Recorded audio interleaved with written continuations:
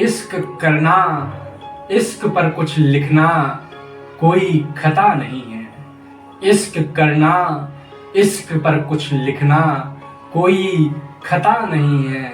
अरे चार दीवारी में कैद परिंदों, इश्क क्या है अभी तुम्हें पता नहीं है।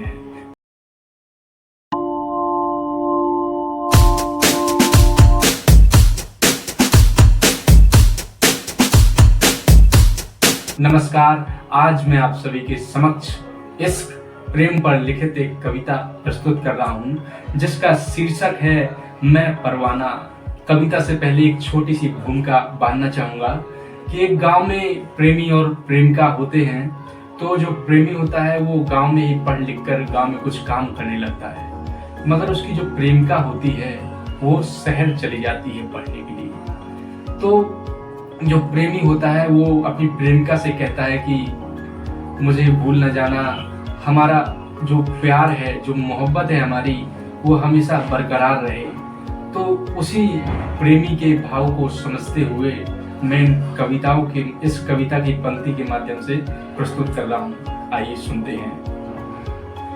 मैं बादल, तुम बारिश बन जाना, तुम प्रिय सी हो मेरी, मैं तेरा परवाना। मैं मांझा, तुम पतंग बन जाना, गांव की बंदिशों को तोड़ तुम अब शहर उड़ जाना। मैं भी देखना चाहता हूं तुम्हें पंछी की तरह, मगर मुझे भूल तो नहीं जाओगी। मैं मिट्टी, तुम खुशबू बन जाना, मैं पौधा हो जाऊं, तुम सदा बहार हो जाना। फिलहाल तुम शहर जा रही हो ना, जल्द वापस लौट आना, फिर मैं तेरा और तुम मेरी हो जाना। मैं माँ, तुम अब्द हो जाना, गर उठे कोई सवाल हम पर, तुम प्रेम शब्द हो जाना। हर शहर अर्थात सुबह, हर शहर की एक शाम होती है, जब से गई हो तुम हर धड़कन बेताब बैठी है। अब बिन तुम्हारे ये जी नहीं लगता, मुझे भूल तो नहीं जाओगी। मैं हरियाली हो जाऊं, तुम सावन बन जाना, मैं हरियाली हो जाऊं, तुम सावन बन जाना। मैं बन जाऊं मौसम, तुम प्रकृति हो जाना।